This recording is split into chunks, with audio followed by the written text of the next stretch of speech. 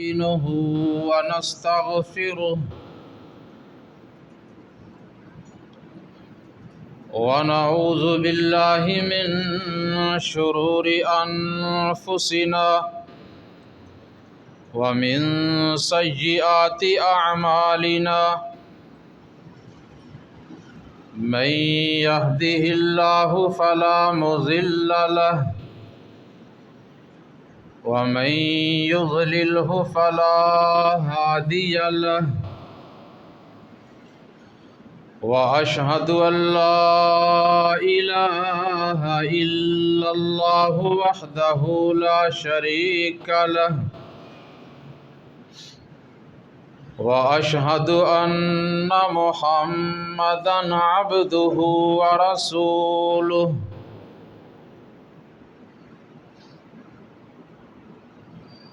أما بعد فإن خير الحديث كتاب الله وخير الهدي هدي محمد صلى الله عليه وآله وسلم وشر الأمور محدثاتها وكل محدثة بدعة وكل بدعة ضلالة وكل ضلالة في النار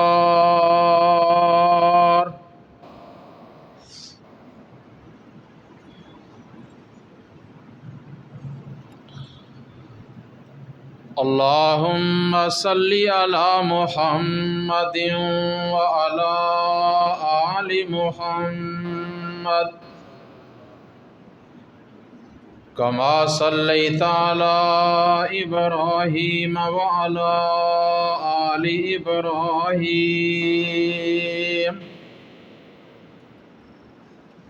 إنك حميد مجيد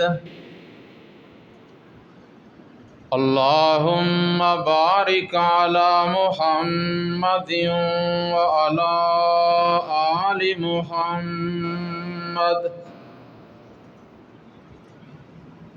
كما باركت على إبراهيم وعلى آل إبراهيم إنك حميد مجيد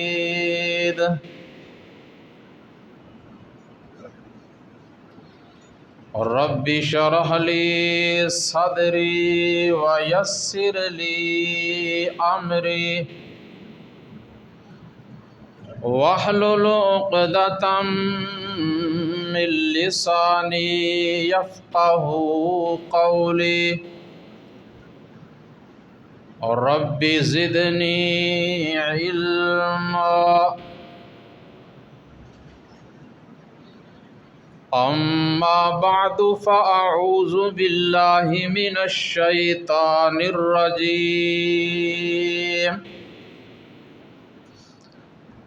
بسم الله الرحمن الرحيم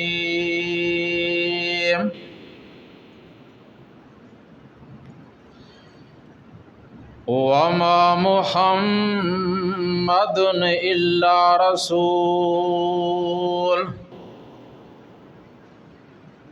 قد خلت من قبله الرسل أفإن مات أو قتل انقلبتم على أعقابكم ومن ينقلب على عقبيه فلن يضر الله شيئا وسيجزي الله الشاكرين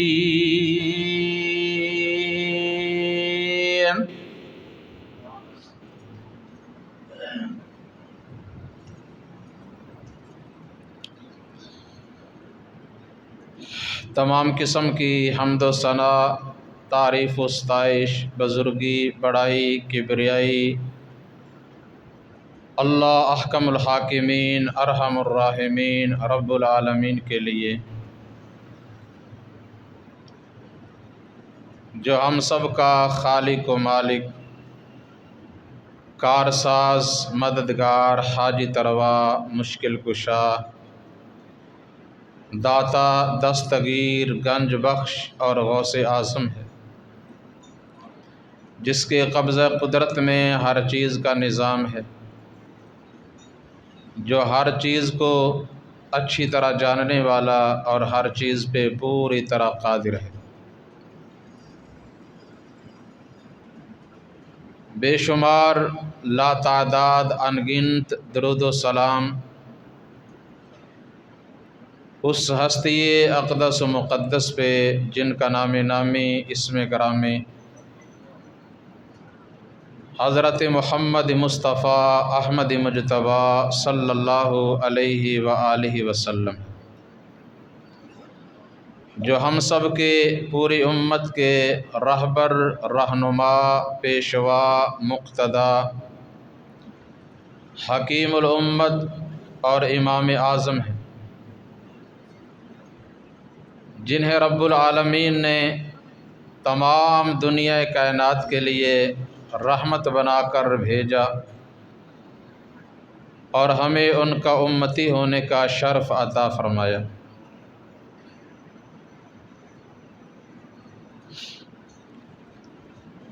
محترم سامعین، جس طرح یہ ماہ ربیع الاول ہمارے پیارے آقا آمینہ کے لال، پیکر حسن و جمال، صاحب شرف و کمال، پیغمبر بے مثال، تمام کائنات کے سردار حضرت محمد الرسول اللہ صلی اللہ علیہ وآلہ وسلم کی ولادت باسعادت کا مہینہ ہے،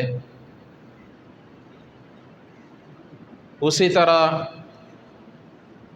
یہ مہینہ آپ صلی اللہ علیہ وسلم کی وفات کا بھی مہینہ ہے۔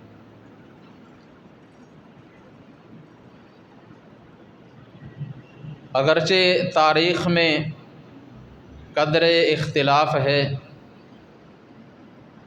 مگر اس بات میں کوئی شک نہیں کہ آپ صلی اللہ علیہ وسلم کی وفات اس ماہ ربیع الاول میں ہوئی،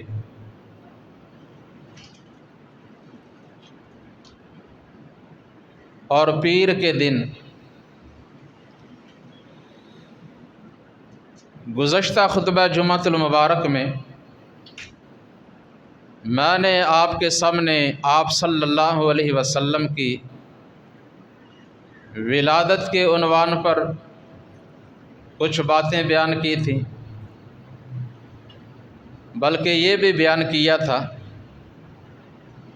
کہ آپ کی ولادت سے پہلے ہی دنیا کائنات میں آنے سے، تشریف لانے سے پہلے ہی اللہ سبحانہ و تعالی نے سابقہ انبیاء علیہم الصلاۃ والسلام کو آپ کی خبر دی، اور پہلی کتابوں میں تورات، انجیل، زبور میں آپ صلی اللہ علیہ وسلم کے اوصاف کو بیان کیا، جو کہ یہود و نصارہ کے علماء اپنی اپنی قوموں کو یہ بیان کر کے سناتے رہے، انہیں آگاہ کرتے رہے۔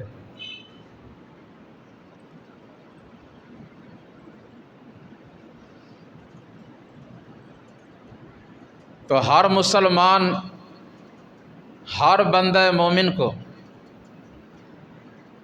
اس بات کی خوشی ہے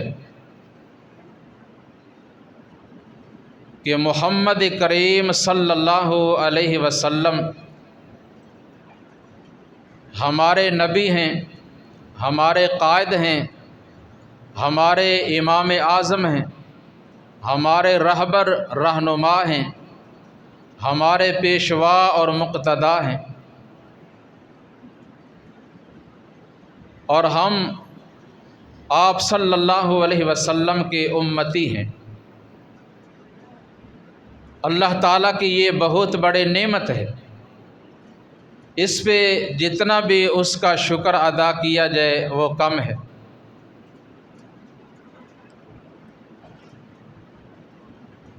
مگر خوشی منانے کے طریقے، اس میں بھی ہمیں آزاد نہیں چھوڑا گیا کہ ہم اپنی اپنی مرضی سے جس طرح چاہیں کریں،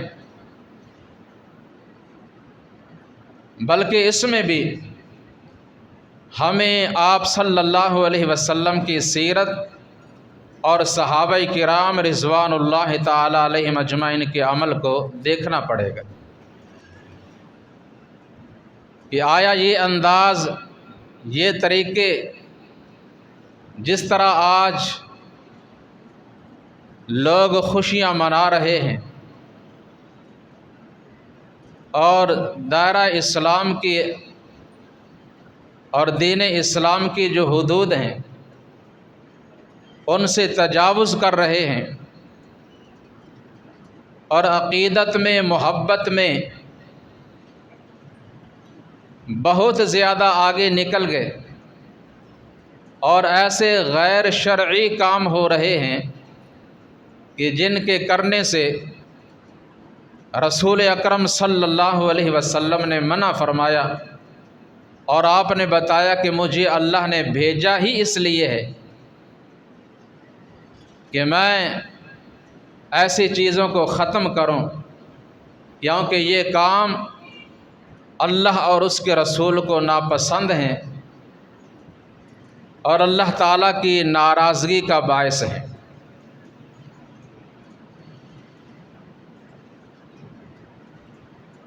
تو اس لیے خوشی کی بھی ایک حد ہے۔ آپ صلی اللہ علیہ وسلم نے فرمایا کہ جس مسلمان نے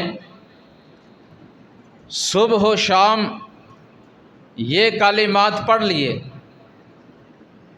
تو وہ پکا مسلمان ہے، اور اللہ تعالیٰ ان کلمات کو پڑھنے کی وجہ سے اس کے بہت سے غم اور پریشانیوں کو دور فرما دیتے ہیں، اور وہ الفاظ، وہ کلمات یہ ہیں کہ رضیت باللہ ربا وبالاسلام دینا وبمحمد نبیا صلی اللہ علیہ وسلم،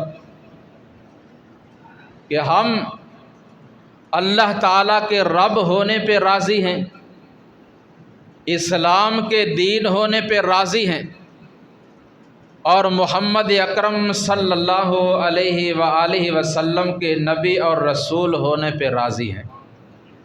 ہم اس پہ خوش ہیں، اس پہ ہم مطمئن ہیں، راضی ہیں کہ اللہ ہمارا معبود برحق ہے، وہ ہمارا حاجت روا اور مشکل کشا ہے، ہم اس کے بندے ہیں، اور دین اسلام جسے اللہ نے ہمارے لیے پسند کیا ہم اسے ہی کافی سمجھتے ہیں، اور یہ دین اللہ رب العالمین نے محمد کریم صلی اللہ علیہ وسلم پہ مکمل فرما دیا۔ اب اس میں کمی بیشی کرنے کی ہمیں اجازت نہیں، اور کسی کو کوئی اس کا اختیار نہیں، اور ہم اس بات پہ بھی راضی ہیں کہ محمد الرسول اللہ صلی اللہ علیہ وسلم ہمارے نبی ہیں اور ہم ان کے امتی ہیں۔ تو جو اس پہ راضی نہیں، جسے اس بات کی خوشی نہیں، وہ مسلمان نہیں۔ تو بہرحال گزشتہ خطبہ جمعۃ المبارک میں آپ نے آپ کی ولادت کے عنوان پر کچھ باتیں سماعت کی۔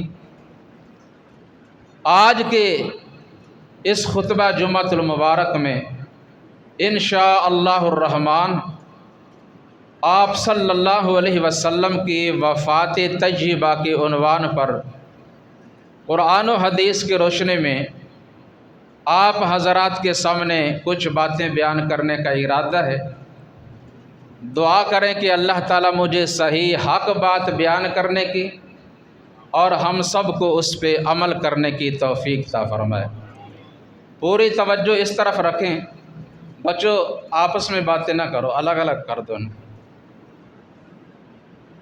خطبہ جمعہ میں کسی کے ساتھ یہ بات کوئی کرنا یا کسی کی بات سننا، اس طرح جمعہ نہیں ہوتا، بلکہ یہ بہت بڑا گناہ ہے۔ جو بات منبر سے بیان ہو رہی ہو اسے توجہ سے سننا چاہیے اور ذہن نشین کرنا چاہیے۔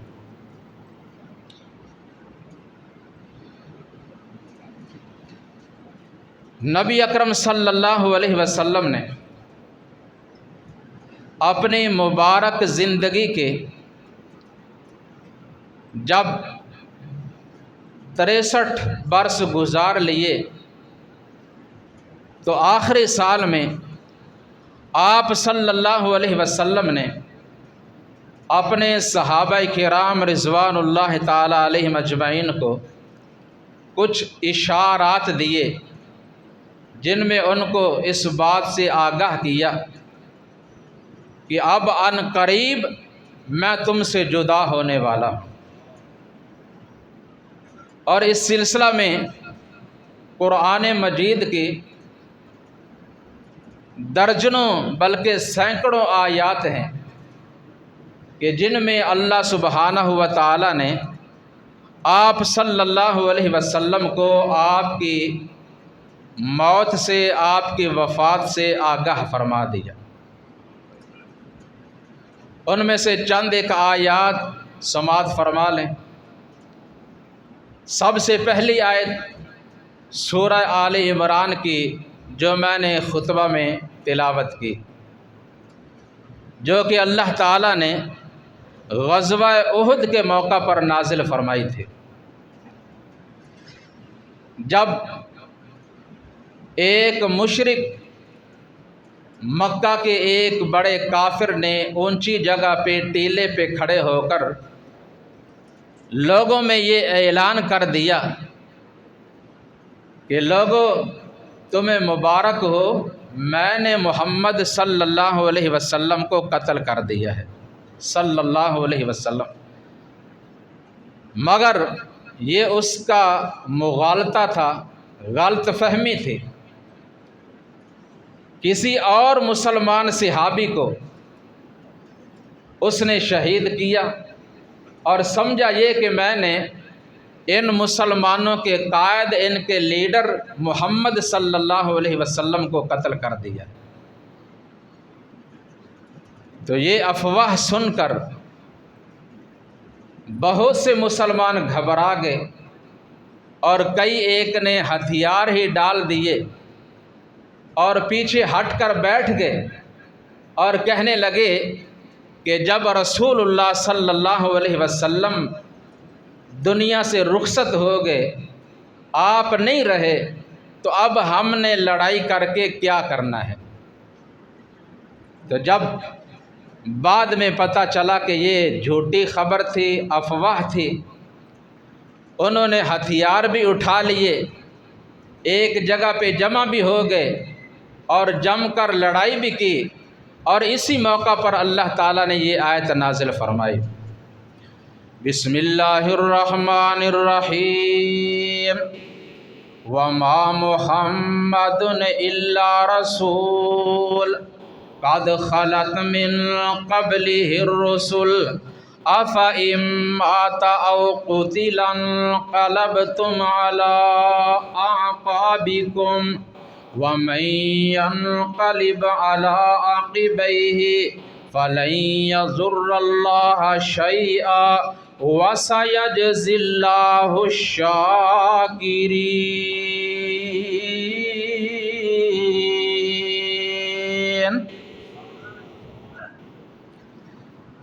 فرمایا اے مسلمانوں،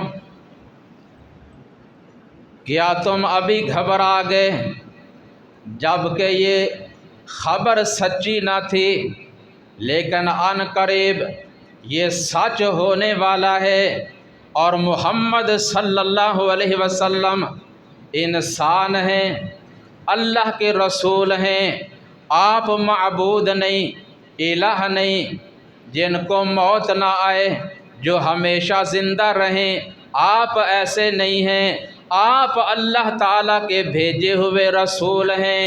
تو کیا سچ مچ اگر وہ اپنی طبعی موت فوت ہو جائیں یا شہید ہو جائیں تو کیا تم اپنے دین سے پھر جاؤ گے؟ تم نے اگر لڑنا ہے تو اللہ کے دین کے لیے جو محمد صلی اللہ علیہ وسلم پہ نازل ہوا اور انہوں نے تم تک پہنچا دیا۔ اب تمہاری ذمہ داری یہ ہے کہ اس دین کو سمجھ کر خود بھی عمل کرو اور اس کو آگے پہنچاؤ، اور ضرورت پیش آنے پر اس کو غالب کرنے کے لیے اللہ کی راہ میں جہاد بھی کرو۔ اور یاد رکھو، جو تم میں سے ایسا نہیں کرے گا، اپنا دین چھوڑ بیٹھے گا، وہ اللہ کا کوئی نقصان نہیں کرے گا، اس نے اپنا ہی بگاڑنا ہے۔ اللہ تو بے نیاز ہے۔ تو اس آیت میں اللہ تعالیٰ نے ان اصحاب کرام، ان مسلمانوں کو آپ صلی اللہ علیہ وسلم کی وفات طیبہ سے آگاہ فرما دیا۔ اسی طرح سورہ الانعام فرمایا اللہ نے، قُلْ إِنَّ صَلَاتِي وَنُسُكِي وَمَحْيَايَ وَمَمَاتِي لِلَّهِ رَبِّ الْعَالَمِينَ۔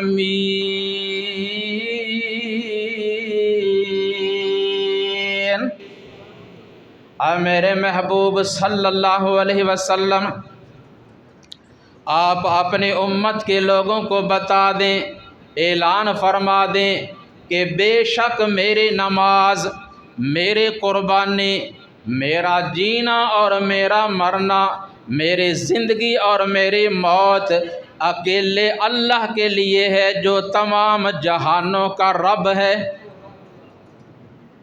اور یاد رکھیں، لفظ موت مخلوق میں سے، جنات میں سے یا انسانوں میں سے کسی کے لیے بھی بے ادبی یا توہین کا لفظ نہیں ہے۔ ہمیشہ زندہ، قائم اور دائم رہنے والی ذات اللہ کی ذات ہے، اور اللہ تعالیٰ اور اس کے بندے کے درمیان ملاقات کا جو ذریعہ ہے، جو جنت کو حاصل کرنے کا، جنت میں جانے کا ذریعہ ہے نا، وہ موت ہی ہے۔ جب تک انسان دنیا میں زندہ ہے جنت کو نہیں پا سکتا، اللہ کا دیدار اسے نہیں ملے گا۔ جب موت آئے گی، دنیا چھوڑ کر آگے جائے گا، اگر وہ سچا مومن ہے، ایماندار ہے، تو اللہ کی تیار کردہ جنت میں اعلیٰ علیین میں پہنچے گا اور اپنے رب سے ملاقات کرے گا۔ اس کی وضاحت آگے آ رہی ہے۔ اسی طرح سورۃ الانبیاء فرمایا، وَمَا جَعَلْنَا لِبَشَرٍ مِّن قَبْلِكَ الْخُلْدَ أَفَإِن مِّتَّ فَهُمُ الْخَالِدُونَ۔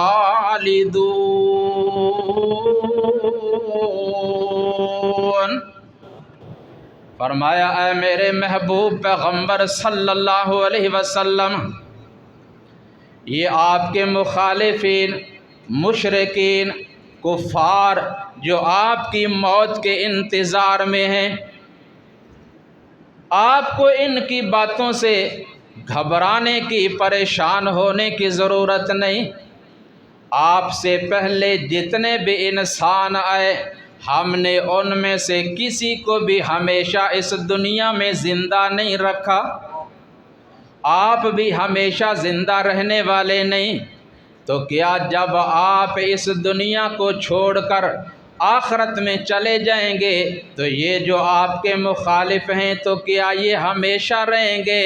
نہیں نہیں، بلکہ فرمایا اِنَّکَ مَیِّتٌ وَإِنَّهُم مَّیِّتُونَ،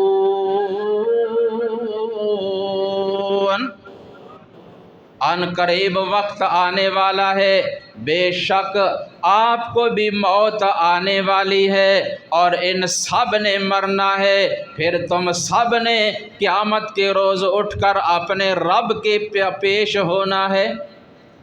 آپ کو بھی موت آئے گی اور ان کو بھی، ہمیشہ کوئی زندہ نہیں رہنے والا۔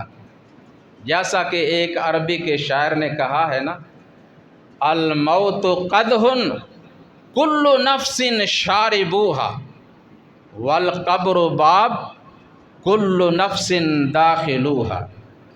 موت ایک ایسا پیالہ ہے، ایسا جام ہے جسے ہر ایک نے پینا ہے، اور قبر ایک ایسا دروازہ ہے کہ جس میں سے ہر ایک نے گزرنا ہے، خواہ وہ کوئی بھی ہو۔ تو پھر یہ وعدہ پورا ہو گیا اور وہ وقت آ گیا جس کے بارے میں اللہ سبحانہ و تعالی نے بار بار اعلان کیا اور آپ صلی اللہ علیہ وسلم نے اپنے ساتھیوں کو بتایا۔ آپ صلی اللہ علیہ وسلم سفر حجۃ الوداع سے مکہ المکرمہ سے واپس مدینہ المنورہ میں تشریف لائے۔ ماہ ذوالحج گزرا، محرم کا پورا مہینہ گزر گیا، ماہ صفر بھی آ گیا۔ ماہ صفر کی آخری تاریخ 29 صفر کو آپ صلی اللہ علیہ وسلم بقیع قبرستان سے ایک جنازہ پڑھانے کے بعد اپنے ایک ساتھی پیارے صحابی کو قبر میں دفن کرنے کے بعد واپس گھر میں تشریف لائے۔ آپ فرماتے ہیں، اے عائشہ وَرَأْسِی، میرے سر میں تکلیف ہو رہی ہے، میرے سر میں درد ہو رہی ہے۔ یعنی آپ صلی اللہ علیہ وسلم کی مرض کا جو آغاز ہے وہ سر درد سے شروع ہوا۔ اور آپ جانتے ہیں کہ آپ صلی اللہ علیہ وسلم نے اپنے ازواج مطہرات کی باریاں مقرر کر رکھی تھیں، تو جب آپ کی مرض بڑھتی جا رہی ہے، شدت اختیار کر گئی، آپ صلی اللہ علیہ وسلم نے اپنی دوسری ازواج سے پوچھا، اَیْنَ أَنَا غَدًا، کل میری باری کس کے گھر میں ہو گئی؟ کل میری باری کس کے گھر میں ہوگی؟ انہوں نے آپ کے ارادہ کو، آپ کی منشا کو سمجھ لیا اور انہوں نے آپ کو اختیار دے دیا، آقا ہمارے سرتاج، جہاں آپ کا جی چاہتا ہے، جہاں آپ رہنا پسند فرماتے ہیں، ہماری طرف سے کوئی رکاوٹ نہیں، آپ جا سکتے ہیں۔ فرمایا مجھے عائشہ کے گھر میں پہنچا دو۔ کس کے گھر میں؟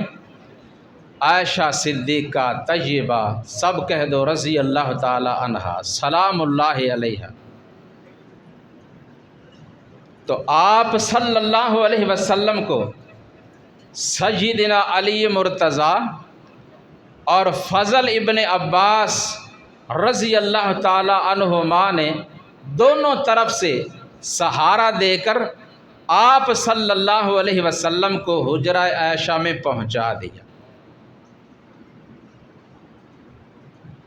آپ صلی اللہ علیہ وسلم کی مرض بڑھتی گئی، بخار ہو گیا، بڑا تیز بخار۔ حضرت عبداللہ ابن مسعود، سب کہہ دو رضی اللہ تعالی عنہ، آتے ہیں، آپ کے مبارک جسم پہ ہاتھ رکھتے ہیں اور فرماتے ہیں یا رسول اللہ صلی اللہ علیہ وسلم، آپ کا جسم تو بہت زیادہ گرم ہے، اتنا بخار؟ فرمایا ہاں ہاں، جتنا تمہارے 2 آدمیوں کو بخار ہوتا ہے اتنا اکیلے مجھ محمد صلی اللہ علیہ وسلم کو بخار ہے۔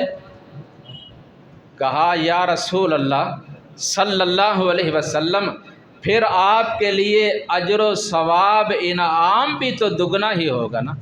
فرمایا ہاں، یہ بات درست ہے۔ مومن مسلمان جتنا کسی بیماری تکلیف پہ صبر کرتا ہے اللہ تعالیٰ اتنا ہی اسے اجر عطا فرماتا ہے، اور وہ بیماری اس کے گناہوں کا کفارہ بن جاتی ہے۔ اللہ تعالیٰ ہر مسلمان کو ہر قسم کی بیماری سے نجات عطا فرمائے۔ اللہ ہمیں اپنی رحمت سے معاف فرما دے۔ ہم کمزور ہیں، آزمائش اور امتحان کے قابل نہیں۔ بہرحال اگر اللہ کی طرف سے امتحان آ بھی جائے تو دعا کریں اللہ ہمیں ثابت قدمی اور استقامت عطا فرمائے۔ تو ام المؤمنین سیدہ عائشہ رضی اللہ تعالی عنہا بیان کرتی ہیں کہ آپ صلی اللہ علیہ وسلم روزانہ سونے سے پہلے قرآن مجید کی آخری 3 سورتیں پڑھ کر اپنے ہاتھوں پہ پھونک مار کر اپنے جسم پہ ہاتھ پھیرتے، اپنے آپ کو دم کر کے سوتے، لیکن بیماری اتنے سخت، اتنی تیز ہو گئی، آپ اتنے کمزور ہو گئے کہ آپ اپنے آپ کو یہ دم بھی نہ کر سکے۔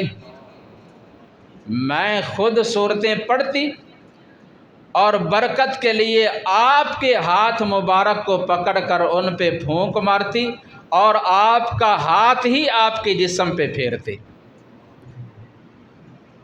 یہ آپ کے کتنے تابع دار، فرما بردار اور وفادار بیوی تھے، جنہوں نے آپ صلی اللہ علیہ وسلم کے عمل کو جاری رکھا اور آگے امت تک آپ کے اعمال کو پہنچایا، آپ کی جلوت کو بیان کیا، آپ کی خلوت کو بیان کیا، اور اس ماں کے، اس ام المؤمنین کے ہمارے اوپر بے شمار احسان ہیں۔ اللہ تعالی ہماری طرف سے انہیں جزائے خیر عطا فرمائے۔ تو حدیث پاک میں آتا ہے آپ اپنی وفات سے 5 دن پہلے حکم دیتے ہیں کہ میرے اوپر مختلف کنوؤں کے 7 مشکیزیں ڈالے جائیں، مجھے غسل دلایا جائے تاکہ یہ بخار کم ہو جائے، جسم ٹھنڈا ہو جائے۔ جب بخار تیز ہوتا ہے تو ڈاکٹر حضرات یہ مشورہ دیتے ہیں نا، غسل کرو، نہاؤ یا پٹیاں کرو ٹھنڈے پانی کی۔ تو آپ صلی اللہ علیہ وسلم کے جسم مبارک پر مختلف کنوؤں کے 7 مشکیزیں ڈالے گئے۔ آپ غسل فرما کر مسجد میں تشریف لے جاتے ہیں اور آپ صلی اللہ علیہ وسلم اپنے ساتھیوں کو، مہاجرین و انصار کو اپنے سامنے جمع فرماتے ہیں۔ خطبہ ارشاد فرمایا جس میں اللہ تبارک و تعالیٰ کی حمد و تعریف کو بیان کیا، اللہ تعالیٰ کی خوبیاں، اس کے احسانات کو بیان کیا۔ اللہ کی نعمتوں کا تذکرہ کرنے کے بعد آپ صلی اللہ علیہ وسلم نے ایک جملہ اپنی زبان سے ادا کیا جو کہ صحیح بخاری و مسلم میں ہے، جسے سن کر شاید کچھ لوگ پریشان بھی ہو جائیں، لیکن جو حق ہے وہ حق ہے، اسے بیان کرنا لازم ہے۔ آپ صلی اللہ علیہ وسلم نے کبھی جلدی میں کسی پہ لعن طعن نہیں کی، آپ ہمیشہ صبر کرنے والے، تحمل مزاج، بردبار اور صبر کرنے والے تھے۔ لیکن آپ صلی اللہ علیہ وسلم اپنے اس آخری خطبہ میں جو بڑا مفصل تھا، مسجد نبوی میں منبر پہ جلوہ افروز ہو کر اللہ تعالیٰ کی حمد و تعریف کرنے کے بعد فرماتے ہیں لعن اللہ الیہود والنصارى، یہودیوں اور عیسائیوں پر اللہ کی لعنت ہو۔ کیوں؟ ان کا کیا جرم تھا، کیا قصور تھا؟ فرمایا اس لیے کہ اتخذوا قبور انبیائہم مساجدا، انہوں نے انبیاء علیہم السلام کے قبروں کو سجدہ گاہ بنا لیا، اپنے اپنے نبیوں کی قبروں پہ مساجد بنا لیں یا وہاں جا کر سجدہ ریز ہوتے۔ یہ شیوا مسلمانوں کا نہیں، یہ یہود و نصارہ کا ہے۔ گویا کہ آپ اپنے آخری ایام میں اپنے امت کے مسلمانوں کی توجہ قبروں سے ہٹا کر اپنے رب کی طرف لگا رہے ہیں، اور آپ کی وصیت لا تتخذوا قبری عیدا، میری امت کے مسلمانوں میری قبر کو عید نہ بنانا، میری قبر کو عید نہ بنانا۔ جس طرح انہوں نے اپنے نبیوں کی قبروں پہ کیا وہ کام تم نے نہیں کی کرنے، قبروں پہ عرس لگانا، میلہ لگانا، اور یہ کھیل تماشا جو عرس میلے پہ ہوتا ہے آپ دیکھتے ہیں، اس کو جشن کہہ لیں یا عید کہہ لیں، لیکن یہ مسلمان محبت میں، عقیدت میں بہت زیادہ آگے نکل جانے والے، جنہوں نے اللہ کے رسول صلی اللہ علیہ وسلم کے اکثر و بیشتر فرامین کا الٹ کیا، جن کاموں سے آپ نے منع کیا وہ کیے، اور جو کرنے کا حکم دیا ان کو چھوڑ بیٹھے۔ انہوں نے کہا کہ وہاں تو ہمارا بس نہیں چلتا، آپ صلی اللہ علیہ وسلم کی قبر پہ جا کر نہ ہم میلہ لگا سکتے ہیں، نہ عرس منا سکتے ہیں، اور نہ یہ ڈھول باجے بھنگڑے جو کچھ ہوتے ہیں یہ تو وہاں جا کر تو نہیں کر سکتے۔ پہلے رسول اللہ صلی اللہ علیہ وسلم کی قبر کا ماڈل بنایا، تشبیہ بنائی، یا رسول اللہ آپ نے ہمیں منع کیا، ہم ہر شہر میں، ہر ٹاؤن میں، چوکوں میں، چوراہوں پر آپ کی قبر کا نقشہ بنائیں گے، گنبد خضرا بنائیں گے، آپ کا روضہ بنائیں گے، اور آپ کی موت کو، آپ کی موت والے دن کو عید بھی قرار دیں گے۔ آپ نے منع کیا نا میری قبر کو عید نہ بنانا، آپ کی وفات والے دن کو عید بنائیں گے اور آپ کی قبر کا ماڈل بھی بنائیں گے۔ بنے ہیں نا، سجا رکھے ہیں لوگوں نے، یہ روضہ رسول ہے صلی اللہ علیہ وسلم۔ 11 ربیع الاول کو بنایا، تیار کیا، 12 کو سجا دیا، زیارت کر رہے ہیں، چوم رہے ہیں، ہاتھ لگا رہے ہیں، اور جب 12 ربیع الاول گزر گیا، 13 آ گیا، 14 آ گیا، وہ جو روضہ بنا کر رکھا تھا پھر وہ نظر نہیں آ رہا، کدھر گیا؟ جسے ہاتھوں سے بنا کر جوڑا تھا، سجایا تھا، پھر اس کو توڑ بھی دیا۔ پہلے بنایا، پھر سجایا، پھر اسے توڑ بھی دیا، اور زمین پہ پاؤں کے نیچے وہ جھنڈیاں، وہ لڑیاں، وہ روضے کے جو کاغذات ہیں وہ آ رہے ہیں۔ یہ سارے کام کیے اور پوچھا کہ گستاخ رسول کون ہے؟ کہنے لگے تم۔ بے ادبی ہم کرتے ہیں، گستاخی کا فتویٰ تم پہ لگے گا۔ تو اللہ ایسے قوم کو ہدایت عطا فرمائے۔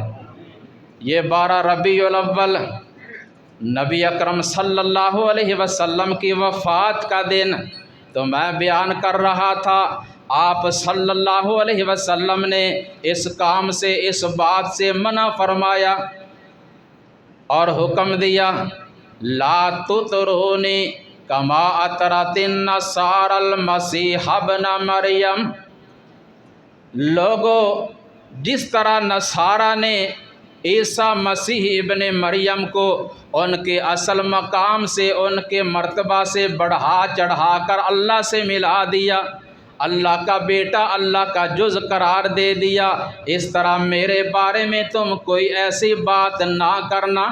صحیح مسلم کی حدیث ہے۔ اور کیا کرنا، کیا کہنا؟ فرمایا انما انا عبد، یاد رکھو بے شک میں محمد صلی اللہ علیہ وسلم اللہ کا بندہ ہوں، فَقُولُوا عَبْدُ اللَّهِ وَرَسُولُهُ، تو تم مجھے اللہ کا بندہ اور اس کا رسول ہی کہنا۔ آپ نے کبھی یہ حکم نہیں دیا کہ مجھے نور من نور اللہ کہنا، کیونکہ یہ ان والا پھر عقیدہ ہوگا، اس لیے حکم دیا کہ مجھے اللہ کا بندہ اور اس کا رسول کہنا۔ اور بلکہ آپ نے اس جملہ کو نماز کا حصہ بنا دیا، اور ہر مسلمان پڑھتا ہے، لیکن جب ہم اس کا ترجمہ کر کے سناتے ہیں تو غصہ آتا ہے۔ تو جن نماز والے کتابوں سے یہ جملہ آپ نے یاد کیا اور پڑھتے ہیں، وَأَشْهَدُ أَنَّ مُحَمَّدًا عَبْدُهُ وَرَسُولُهُ، وہاں ذرا یہ نیچے دیکھو نا ترجمہ کیا لکھا ہے اس کا، کہ میں اس بات کی گواہی دیتا ہوں اللہ کے سوا کوئی معبود نہیں، اور اس بات کی بھی گواہی دیتا ہوں کہ محمد صلی اللہ علیہ وسلم اس کے بندے اور اس کے رسول ہوں۔ یا اس طرح اس کا ترجمہ سنیے، آپ صلی اللہ علیہ وسلم کے اس فرمان کا ترجمہ، فرمایا کہ تم اوروں کی مانند دھوکہ نہ کھانا، کسی کو اللہ کا نہ بیٹا بنانا، میری حد سے رتبہ نہ میرا بڑھانا، بڑھا کر کہیں نہ اللہ سے ملانا، جس طرح ہر شخص وہاں ہے پرفگندہ، اسی طرح ہوں میں بھی ایک اس کا بندہ، بنانا نہ تربت میرے کو صنم تم، کرنا نہ اس پہ سر اپنے کو خم تم، نہیں بندہ ہونے میں کچھ مجھ سے کم تم، بے چارگی میں برابر ہے ہم تم، مجھے دی ہے حق نے بس اتنی بزرگی کہ میں بندہ بھی ہوں اس کا اور ایلچی بھی، میں اس کا بندہ بھی ہوں رسول بھی ہوں، تم صرف بندے ہو رسول نہیں ہو، یہ فرق تھوڑا ہے۔ وہ نبی ہیں اللہ کے، وہ اللہ کے پیارے رسول ہیں، وہ تمام نبیوں اور رسولوں کے امام ہیں، اور ہم آپ کے امتی ہیں۔ تو آپ صلی اللہ علیہ وسلم نے اللہ کی توحید سکھائی، اپنے آخری خطبہ میں اللہ کی وحدانیت کو سکھایا اور سمجھایا، اور پھر آپ صلی اللہ علیہ وسلم نے فرمایا، لوگو سنو، اس دنیا میں میرے اوپر سب سے زیادہ احسانات جس کے ہیں وہ ہیں ابو بکر صدیق رضی اللہ تعالی عنہ۔ جب لوگوں نے میری تکذیب کی انہوں نے تصدیق کی، جب لوگوں نے مجھے محروم کیا انہوں نے مجھ پہ اپنا مال قربان کیا، سب سے زیادہ مجھ پہ مال بھی لٹایا اور ساتھ بھی دیا۔ اگر اللہ کے سوا میں کسی اور کو اپنا خلیل بنانا چاہتا تو ابو بکر صدیق کو بناتا، لیکن خلیل میں نے اللہ کو بنایا ہے، ان کے ساتھ اخوت ہے، محبت ہے، مودت ہے، اور میں ان کے احسانات کا بدلہ نہیں دے سکا، باقی سب کے دے دیے ہیں۔ ان کے احسانات کا بدلہ قیامت کے روز اللہ رب العالمین اپنے خزانوں میں سے دیں گے۔ تو میرا یہ حکم ہے، مسجد میں، مسجد نبوی میں جنہوں نے دروازے رکھے ہیں وہ سب بند کر دیے جائیں۔ لا تبقین فی المسجد خوخہ الا خوخۃ ابی بکر، سوائے ابو بکر کے دروازے کے، اسے رہنے دیا جائے، باقی سب بند کر دیے جائیں۔ تو یہ اشارہ تھا آپ صلی اللہ علیہ وسلم کا ان کی امامت کی طرف، مسجد کی طرف۔ مسجد کے سب سے زیادہ قریب کس کا دروازہ رکھا جاتا ہے؟ مسجد کے امام کا۔ اسی طرح آپ نے کچھ اور باتیں بیان کیں اور آخر میں فرمایا،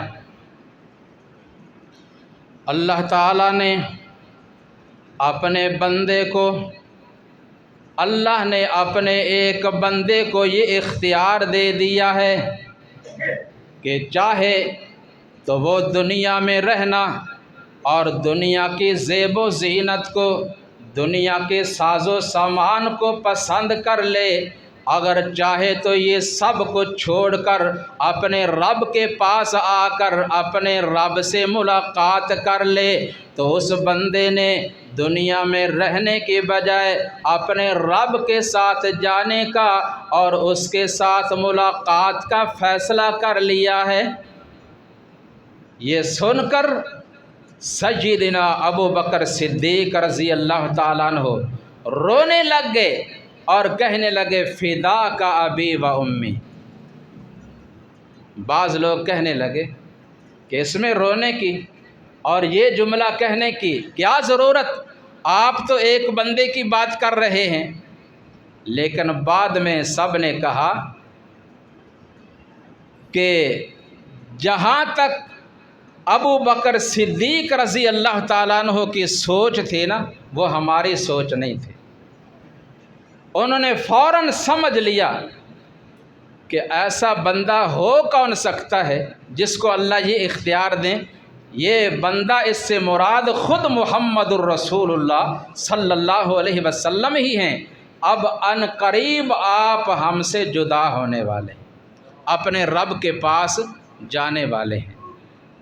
تو اس سے یہ بھی سمجھ لیں کہ جب آپ صلی اللہ علیہ وسلم دنیا میں تھے، آخرت میں نہیں تھے، اب آپ آخرت میں اپنے رب کے پاس اعلیٰ علیین میں ہیں، اب دنیا میں نہیں ہیں۔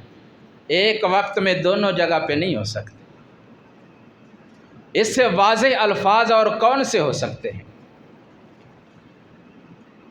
اور پھر آپ صلی اللہ علیہ وسلم نے فرمایا، لوگوں، میں ان قریب تم سے جدا ہونے والا ہوں، اگر تم میں سے کسی کا میں نے قرض دینا ہے وہ مجھ سے لے سکتا ہے، یا اگر میں نے کسی سے کوئی زیادتی کی ہے تو وہ آ کر مجھ سے بدلہ لے لے، کیونکہ یہاں دنیا میں بدلہ دینا آسان ہے، وہاں جا کر بدلہ دینا بڑا مشکل ہے۔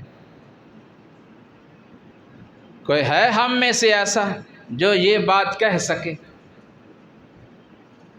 آپ نے جب یہ بات کی، پورے مجمع میں سے کوئی نہیں اٹھا اور کسی نے یہ نہیں کہا کہ آپ نے ہمارے ساتھ فلاں دن یا فلاں جگہ پہ کوئی زیادتی کی تھی۔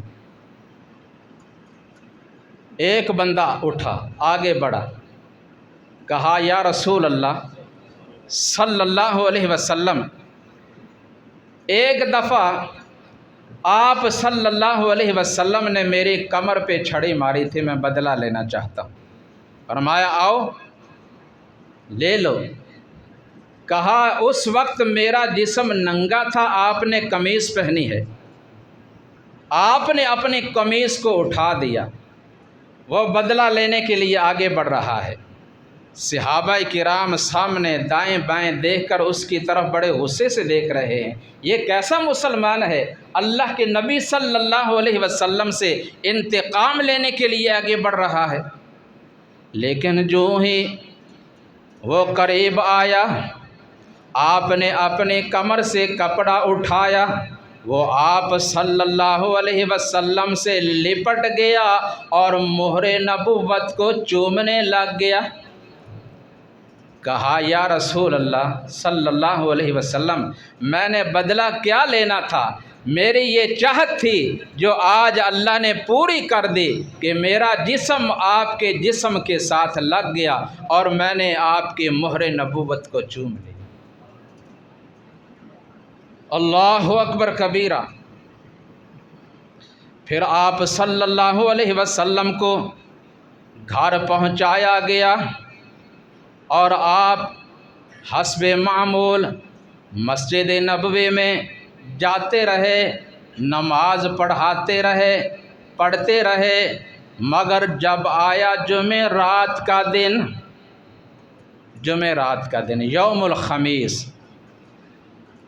جس کے بارے میں کہتے ہیں یہ پیروں فقیروں کا دن ہے اور سپیکر کھول کر بیٹھ کر چندے مانگے جاتے ہیں، لیکن یہ دن سیدہ عائشہ رضی اللہ تعالی عنہا فرماتی ہیں کہ یہ کتنا دردناک اور غمناک دن تھا۔ آپ صلی اللہ علیہ وسلم پر بار بار غشی طاری ہو رہی ہے۔ جب نماز عشاء کا وقت آیا، آپ صلی اللہ علیہ وسلم پہ غشی طاری ہوئی، آپ کو غسل دیا گیا، پانی ڈالا گیا، ہوش آیا، پوچھا کیا لوگوں نے نماز پڑھ لی ہے یا نہیں؟ بتایا گیا یا رسول اللہ صلی اللہ علیہ وسلم ابھی انہوں نے نماز نہیں پڑھی، وہ تو آپ کے انتظار میں بیٹھے ہیں۔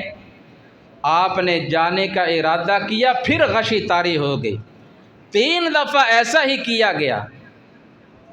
بالآخر آپ نے فرمایا اب میں تو جانے سے عاجز ہوں، مرو ابا بکر فلیصلی بالناس، ابو بکر کو حکم دے دو وہ لوگوں کو نماز پڑھائیں۔ تو صدیق اکبر رضی اللہ تعالی عنہ آپ کے حکم سے نمازیں پڑھاتے رہے۔ جو انہوں نے آپ کی زندگی میں نمازیں پڑھائی تھی نا، وہ 3 دن ہیں، اور 2 نمازیں اس کے علاوہ، یعنی 17 نمازیں۔ جب آیا 11 ربیع الاول اتوار کا دن، آپ صلی اللہ علیہ وسلم کو بتایا گیا آقا انصار مدینہ بڑے پریشان ہیں، وہ ایک جگہ پہ بیٹھ کر رو رہے ہیں۔ کیوں رو رہے ہیں؟ اس بات کی وجہ سے کہ اب رسول اللہ صلی اللہ علیہ وسلم ہمیں چھوڑ کر جانے والے ہیں، ہم سے جدا ہونے والے ہیں۔ آپ صلی اللہ علیہ وسلم نے 2 آدمیوں کو بلایا، فرمایا مجھے ذرا سہارا دے کر پھر مسجد میں لے جاؤ۔ لے جانے والے حضرت علی اور عباس ابن عبد المطلب یعنی آپ کے چچا رضی اللہ تعالی عنہما، دونوں لے جا رہے ہیں۔ کیا دیکھتے ہیں کہ صدیق اکبر رضی اللہ تعالی عنہ ظہر کی نماز پڑھا رہے ہیں مصلی پر۔ فرمایا مجھے ان کے بائیں پہلو میں بٹھا دو۔ بٹھایا گیا۔ علی اور عباس رضی اللہ تعالیٰ عنہما آپ کو بٹھا کر گھر نہیں گئے، پیچھے صف میں کھڑے ہوئے۔ اس وقت نقشہ یہ تھا کہ محمد الرسول اللہ صلی اللہ علیہ وسلم ابو بکر صدیق کے امام تھے اور وہ تمام لوگوں کے امام تھے۔ نماز مکمل ہوئی، پھر آپ نے بیٹھ کر ہی یہ خطبہ ارشاد فرمایا، اور یہ مسجد نبوی میں آپ کا سب سے آخری خطبہ، اس کے بعد دوبارہ آپ مسجد میں کبھی تشریف نہیں لائے۔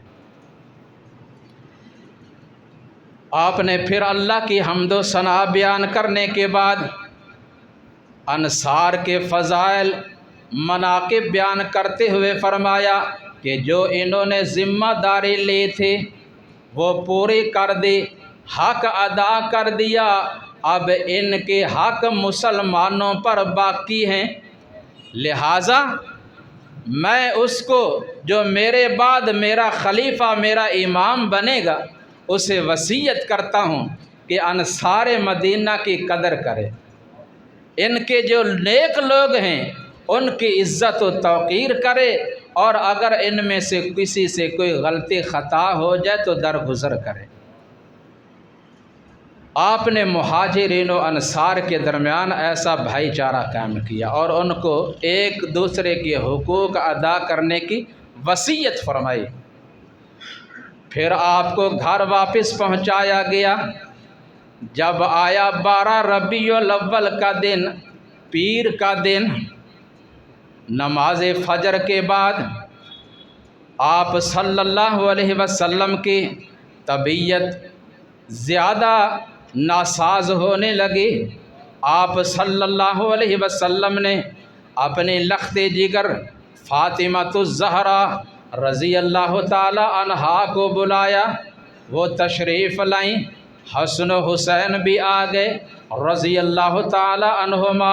آپ نے انہیں اپنے قریب کیا، ان کے ایک کان میں بات کی، وہ رونے لگ گئیں، پھر دوسرے کان میں بات کی، وہ مسکرا پڑیں۔ بعد میں انہوں نے بتا دیا کہ میرے والد گرامی محمد کریم صلی اللہ علیہ وسلم نے مجھے فرما دیا، مجھے بتا دیا بیٹی اب ان قریب میری اور تیری جدائی کا وقت آ گیا ہے۔ جب مجھے روتے ہوئے دیکھا، غمناک دیکھا، دوبارہ فرمایا میرے اہل بیت میں میری جس کے ساتھ ملاقات ہوگی وہ تیرے ساتھ ہوگی۔ مجھے حوصلہ ہو گیا۔ اللہ اکبر۔ اور آپ صلی اللہ علیہ وسلم پہ گھبراہٹ کا عالم۔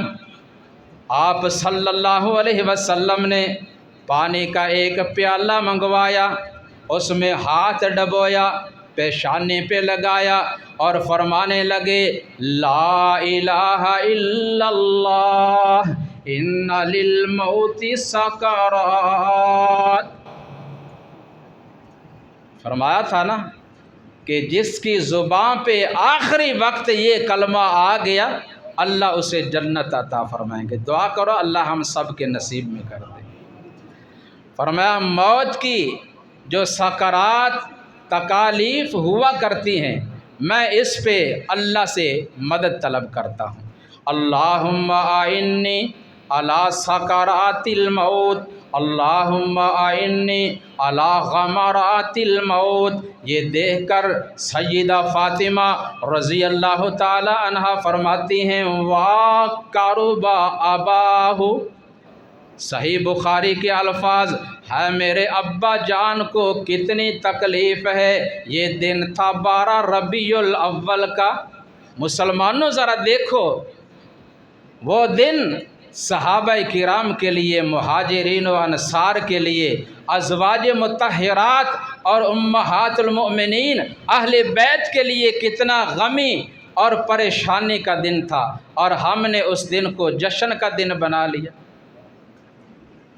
یاد رکھیں دین اسلام کے اندر نہ جشن منانے کا حکم ہے اور نہ ہی ماتم کا۔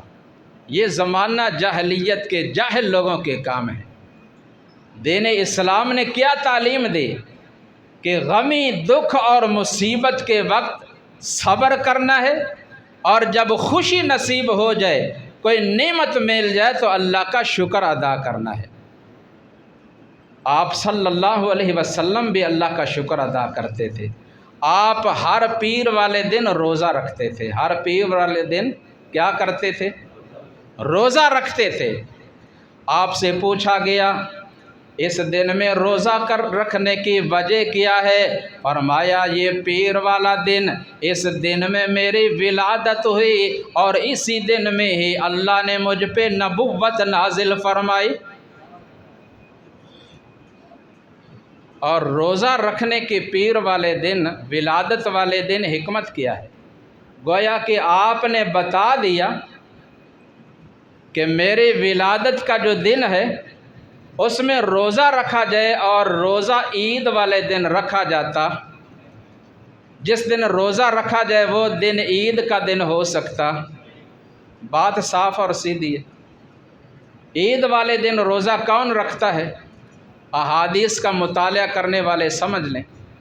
اور میں مسلمانوں، میری امت کے لوگوں، عید کے دن روزہ نہیں رکھنا، کیونکہ عید کے دن شیطان روزہ رکھتا ہے۔ یہاں عید کا بھی دن ہے اور روزہ بھی رکھا جا رہا ہے، عجیب بات۔ تو آپ صلی اللہ علیہ وسلم نے خوشی منانے کا یہ طریقہ بتایا۔ اللہ کے حضور سجدہ ریز ہونا ہے، نماز پڑھنی ہے، روزہ رکھنا ہے، اللہ تعالیٰ ان کاموں سے خوش ہوتے ہیں۔ اور پھر سیدہ فاطمہ رضی اللہ تعالی عنہا فرماتی ہیں، وا کاروبا اباہو، ہے میرے ابا جان کو کتنی تکلیف۔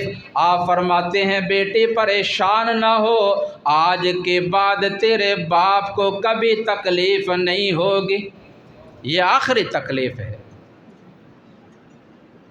اور تکلیف بڑھتی گئی، حتیٰ کہ آپ صلی اللہ علیہ وسلم نے فرمایا، عائشہ خیبر والے دن جو مجھے زہر کھلائی گئی تھی کھانے میں ملا کر، آج اس کا اثر بھی ظاہر ہو رہا ہے، اور میں محسوس کر رہا ہوں کہ میری رگیں جان کٹی جا رہی ہے۔ اس لیے علماء محدثین کہتے ہیں آپ صلی اللہ علیہ وسلم کو شہادت کا منصب بھی اللہ نے عطا فرما دیا، اس لیے کہ جسے زہر دی جائے اور اس زہر کے اثر سے جس کی موت واقع ہو جائے وہ بھی شہید ہوتا ہے۔ تو یہ سن کر میری اور آپ کی روحانی ماں سیدہ عائشہ رضی اللہ تعالی عنہا نے آپ کو سہارا دیا، اٹھایا اپنے گود میں، آپ کا سر مبارک رکھ لیا، اور فرماتی ہیں کہ توفی النبی صلی اللہ علیہ وسلم فی بیتی وفی یومی ورأسہ بین السحری والنہری۔ نبی اکرم صلی اللہ علیہ وسلم میرے گھر میں میری باری والے دن وفات پا گئے، اور جب آپ کے جسم سے جان نکل رہی تھی آپ کا سر مبارک میرے سینے سے لگا ہوا تھا۔ وَجَمَعَ اللَّهُ بَيْنَ رِیقِی وَرِیقِهِ، اور اللہ نے مسواک کے ذریعے میرا اور آپ کے منہ مبارک کا لعاب دہن بھی جمع کر دیا۔ یہ اللہ کے مجھ پر احسان ہے۔ حضرت عائشہ فرماتی ہیں توفی النبی، نبی صلی اللہ علیہ وسلم میری باری والے دن میرے گھر میں وفات پا گئے۔ وہ دن کون سا دن تھا؟ 12 ربیع الاول کا۔ اور فرماتی ہیں اس وقت جب آپ کے جسم سے جان نکل رہی تھی، آخری چند منٹ کے لیے چند اہم باتیں سماعت فرما لیں۔ آپ فرما رہے تھے الصلاۃ، انگلی آسمان کی طرف اٹھائی ہے، فرماتے ہیں الصلاۃ الصلاۃ وما ملکت ایمانکم، میری امت کے لوگوں نماز کی پابندی کرنا، نماز میں سستی نہ کرنا، نماز باقاعدگی سے پڑھنا، اور تمہارے جو غلام ہیں، نوکر ہیں، ملازم ہیں، جو تمہارے ماتحت ہیں، ان کے ساتھ ہمیشہ اچھا سلوک ہی کرنا۔ یہ ہے آپ کی آخری وصیت، غلاموں سے حسن سلوک اور نماز کی پابندی۔ جب صحابہ کرام نے آپ کی وفات کی خبر سنی، مدینہ میں کہرام مچ گیا، بڑا غمناک دن، پریشانی کا دن۔ لیکن حضرت عمر فرما رہے تھے نہیں، اللہ کے رسول فوت نہیں ہوئے، جو یہ کہے گا میں اس کی گردن اڑا دوں گا۔ آپ اپنے رب کے پاس گئے ہیں ملاقات کے لیے، واپس آ جائیں گے، جیسے موسیٰ علیہ السلام کوہ طور پہ جانے کے بعد آ گئے تھے۔ تشریف علیہ ابو بکر صدیق رضی اللہ تعالیٰ عنہ، آپ صلی اللہ علیہ وسلم کی پیشانی سے، چہرہ مبارک سے چادر کو ہٹایا اور دیکھ کر فرمایا فداک ابی و امی لا یجمع اللہ علیک موتین، آقا آپ پر میرے ماں باپ قربان ہوں، اللہ کبھی آپ پہ دو موتیں جمع نہیں کرے گا، بلکہ جو موت اللہ نے آپ کے مقدر میں لکھ دی تھی وہ آ گئی۔ اور فرمانے لگے طبت حیا و میتا، میں قربان آپ کس قدر آپ کی زندگی بھی پاکیزہ گزری اور آپ کی موت بھی پاک ہے، زندگی بھی پاک، زندگی میں جو کچھ بھی کیا اس میں کوئی عیب اور کوئی نقص نہیں، پاکیزہ زندگی گزری، اور اللہ نے اس کی بدولت آپ کو بہترین موت بھی عطا فرمائی۔ پھر مسجد میں تشریف لے گئے اور سامعین کو بتایا، اللہ کا حکم سنایا، وہ آیت پڑھی جو آپ نے پہلے سنی تھی، اور پھر فرمانے لگے من کان منکم یعبد محمدا فإن محمدا قد مات، لوگو تم میں سے جو محمد صلی اللہ علیہ وسلم کو معبود سمجھتا تھا وہ اس بات پہ یقین کر لے کہ یقیناً محمد صلی اللہ علیہ وسلم قد مات، یقیناً وفات پا گئے، اور جو اللہ کی عبادت کرتا تھا وہ کرتا رہے، کیونکہ اس کو موت آنے والی نہیں ہے، وہ زندہ قائم اور دائم رہنے والا، وہ اللہ کی ذات ہے۔ اس کے بعد صحابہ کرام نے آپ کو غسل بھی دیا، کفن بھی پہنایا، اور فردن فردن آپ کا جنازہ پڑھا، درود و سلام پڑھتے گئے، اور آپ کے لیے قبر تیار کی گئی اور قبر میں دفن بھی کر دیا گیا۔ تو محترم سامعین، یہ ربیع الاول کا مہینہ اور 12 ربیع الاول آپ صلی اللہ علیہ وسلم کی وفات کا دن ہے، اس کو بھی پیش نظر رکھنا ہوگا۔ اور اس میں حکمت کیا ہے، آپ کی ولادت بھی اس مہینے میں ہوئی، وفات بھی، اس لیے مفسرین محدثین علماء کہتے ہیں کہ جب کوئی خوشی منانا چاہے آپ کی موت کو سامنے رکھ لے، اور اگر کوئی سوگ منانا چاہے تو آپ کی ولادت کو سامنے رکھ لے، عام حالات میں، عام روٹین میں اس دن کو، اس مہینے کو گزارے، اور زور اس بات پہ دیا جائے کہ محمد کریم صلی اللہ علیہ وسلم نے جو ہمیں تعلیم دی ہے، جو ہماری تربیت کی ہے، جو دین ہم تک پہنچایا ہے، ہم اس کو سینے سے لگائیں، اور یہی آپ کے ساتھ سچی محبت کی علامت ہے۔ سبحان ربک رب العزت عما یصفون وسلام علی المرسلین والحمد للہ رب العالمین۔